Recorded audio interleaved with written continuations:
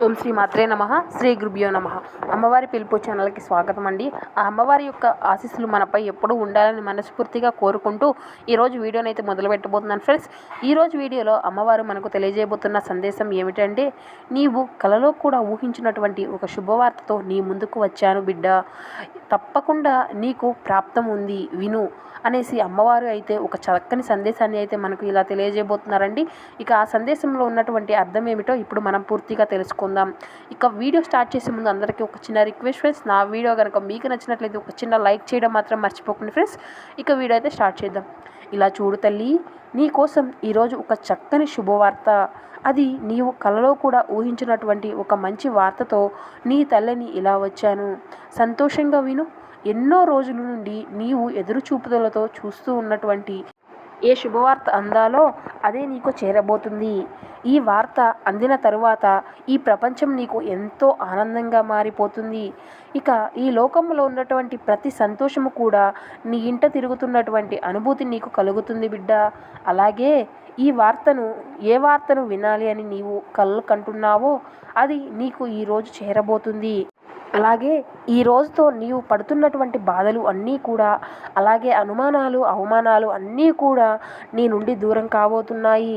వాటి స్థానంలో సుఖ సంతోషాలు, అలాగే గౌరవ మర్యాదలతో నీవు సంతోషంతో నిండిపోబోతున్నావు. ఇది అంతా కూడా నీ నమ్మకానికి, నీ ఓర్పుకి వచ్చినటువంటి ఒక బహుమతి. ఇకపై కూడా ఇలానే పద్ధతులను పాటిస్తూ ఉంటే నీకు అంతా కూడా శుభమే జరుగుతుంది. అయితే ఒకటి బిడ్డ, నీవు అనుకున్నటువంటిది జరుగుతుంది కదా అని నీవు ఎప్పటికీ కూడా అహంకారం, గర్వం నీ దరిదాపుల్లోకి కూడా చేరనివ్వకు. ఎవ్వరికీ కూడా హీనంగానూ చూడరాదు. ఇలా చేయడం వలన కలిగే బాధ నీకు అనుభవమే కదా. ఎందుకు ఇలా చెబుతున్నాను అంటే, ఎవరైనా సరే బాధలో ఉన్నప్పుడు ఓదార్చాలి, అంతేకాని ఎవరిని కూడా సూటిపోటి మాటలతో బాధ పెట్టడం చాలా తప్పు. కనుక నీకు వీలైనంత వరకు అవసరంలో ఉన్నవారికి సహాయం చెయ్యి. వారికి నీ వంతు అది ఏదైనా సరే, మాట కానీ, డబ్బు కానీ, ఇలా ఏదైనా సరే నీ వంతు ప్రయత్నం నీవు చెయ్యి.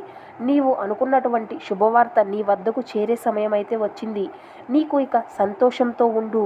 ఒక్క చిన్న మాట బిడ్డ, మనసులో కుళ్ళు కుతంత్రాలు లేకుండా ఉంటే ప్రతి ఒక్కరికి కూడా ఆ తల్లి ఆశీర్వాదాలే కాదండి, ఏ భగవంతుని ఆశీర్వాదం అయినా తప్పకుండా మనకి వచ్చి తీరుతుంది. అలాగే అవి ఏవీ లేకుండా నిండు మనసుతో తల్లిని, అలాగే మన చుట్టూ ఉన్న వారిని, తల్లిదండ్రులను ఎలా చూసుకుంటున్నామో అదేవిధంగా అన్నిటినీ ఆ అమ్మవారు గమనిస్తూనే ఉంటారు. ఎన్నో సంవత్సరాల నుండి పూజిస్తున్నాం కదా, కానీ ఆ అమ్మకి ఏమీ చేయడం లేదు. రోజు అమ్మవారి యొక్క నామస్మరణ చేస్తూ తలుచుకుంటూ అమ్మవారిని పూజిస్తే కానీ ఏది ఫలితం లేదు అని నీవు అడుగుతున్నావు కదూ. కానీ నీవుగా ఆలోచించు ఒక్కసారి. అసలు ఈ తల్లిని నేను అడిగేటటువంటి కోరిక సరైనదేనా? అది అసలు న్యాయమైనదేనా? ఆ తల్లి మనకు ఖచ్చితంగా సూచనలు అయితే ఇచ్చి తీరుతుంది. అలా కాకుండా నేను వ్రతాలు చేశాను, పూజలు చేశాను, అయినా ఏ ఫలితము లేదు అని అనుకుంటున్నావు. ఇలా కాదండి, ఏదైనా సరే నమ్మకంతో చేయాలి, అపనమ్మకంతో చేయకూడదు. నీ ధ్యాస మొత్తం కూడా ఆ తల్లిపై పెట్టి చేయండి. ఎటువంటి క్లిష్ట పరిస్థితుల్లోనైనా సరే ఆ అమ్మ మనకు కాపాడుతూనే ఉంటుంది అనే నమ్మకాన్ని నీవు ఎప్పుడైతే కోల్పోకుండా ఉంటావో అప్పుడు ఆ తల్లి మనకు తగినటువంటి, మనం కోరుకున్నటువంటి సహాయాన్ని మనకి ఏదో ఒక రూపంలో మనకు అయితే అందిస్తుంది. ఇది అందరికీ కూడా కాదండి, ఎందుకంటే ప్రతి ఒక్కరికి కూడా ఇది తెలిసిన విషయమే. ఏదో ఒక రూపంలో ఏదో ఒకటి చేసి మన నమ్మకాన్ని అయితే మనకి తిరిగి ఇచ్చేటటువంటి శక్తి స్వరూపిణి అమ్మవారు. ఎవరి జీవితంలో వారికి ఏదో ఒక రూపంలో ఏదో ఒకటి చేసి నమ్మకాన్ని కనిపించుకునే ఉంటారు కదండి. ఇది మాత్రం నిజం. నీవే శరణం అనుకున్న వారికి ఆ అమ్మ ఎప్పుడూ కూడా తోడుగా ఉంటుంది. ఎవరిని కూడా ఎప్పుడూ కూడా బాధ పెట్టరండి. ప్రతి ఒక్కరికి ఆమె అండగానే ఉంటుంది. ఆ తల్లిని నమ్ముకుంటే జరగనిదంటూ ఏమీ లేదు. ఓపిక, శ్రమ, సహనం ప్రతి ఒక్కరికి ఉండాలి. ప్రతి ఒక్కరికి టైం అనేది వస్తుంది. ఆ టైం వచ్చే వరకు ప్రతి ఒక్కరూ కూడా వేచి ఉండాలి. కొందరికి అంత బాగుండా కూడా ఏదో ఒకటి కలిసి రాదు.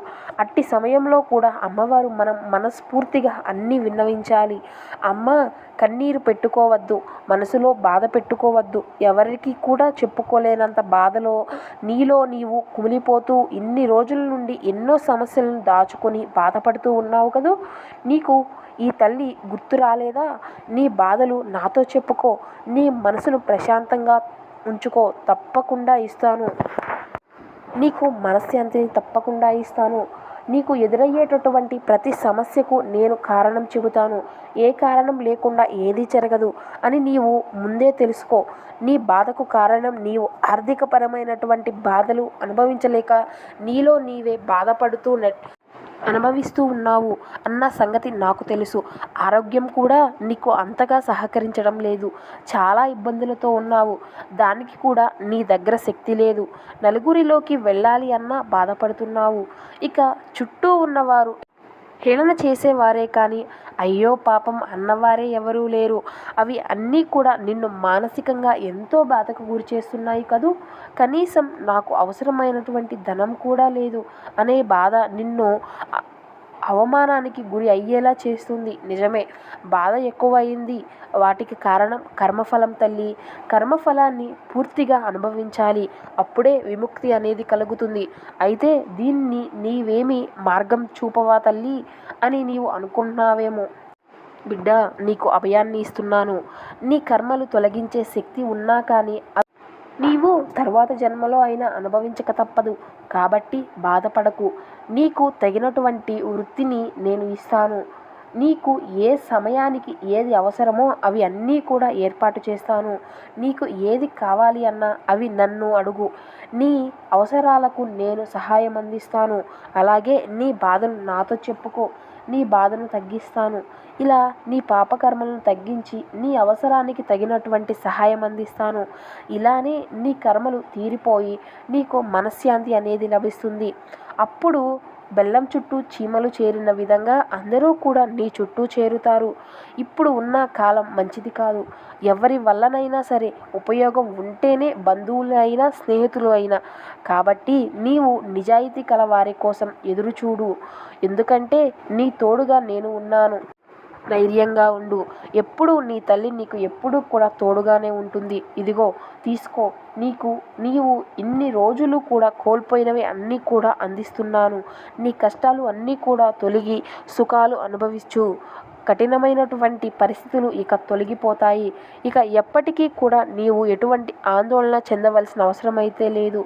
నీకు కావలసినటువంటి ధనం నీకు చేరుతుంది. అందుకు నీకు తగినటువంటి ఏర్పాట్లు అన్నీ కూడా సిద్ధంగా ఉంచాను. కాబట్టి ఇక నీవు మనసును పాడు చేసుకోవద్దు.